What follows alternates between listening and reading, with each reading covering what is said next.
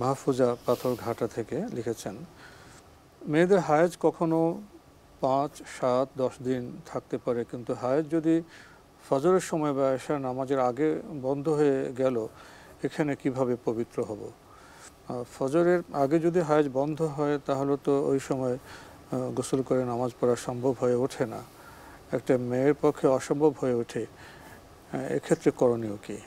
আপনি যেটা বলেছেন যে মেয়েদের হাইজ বিভিন্ন ধরনের হতে পারে, এটা হতে পারে, একজন ম্যান টু ম্যান বেরি করতে পারে 5, 7, 10 দিন। হ্যাঁ, 5, 7, 10 দিন পর্যন্ত হতে পারে, বেরি করতে পারে। তবে যার 7 দিন তিনি 7 দিনকে ধরবেন, যার 5 দিন 5 দিনই ধরবেন, যার 6 দিন 6 দিনই ধরবেন, এর বেশি ধরতে পারবেন না। যিনি মানে নির্দিষ্ট মোতামাইয়িজা, তার দিন সম্পর্কে জানা আছে, তিনি ওই সময়টাকেই হাইজের সময় হিসাবে নির্ধারণ করবেন, সেই সময়টায় ধরবেন। এর অতিরিক্ত তার জন্য হারাম, তিনি নামাজ বর্জন করবেন অথবা তিনি অপবিত্র থাকবেন, এই পবিত্রতা অর্জন করবেন না, এটা কিন্তু তার জন্য হারাম থাকবে। এরপর আপনি যে কথা বলেছেন সেটা সময়কে যুক্ত করেছেন, কিন্তু হায়েজ যদি ফজরের সময় হয় বা এশার নামাজের আগে বন্ধ হয়ে গেল, কিভাবে পবিত্র হব? কেন, কোনো অসুবিধা নেই।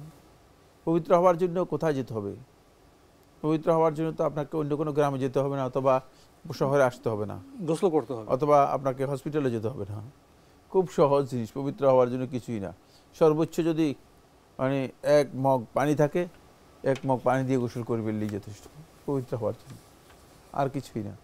আর যদি দেখেন যে মানে পানি নেই, শুধুমাত্র পবিত্রতার উদ্দেশ্যে তায়াম্মুম করলে শেষ হয়ে যাবে।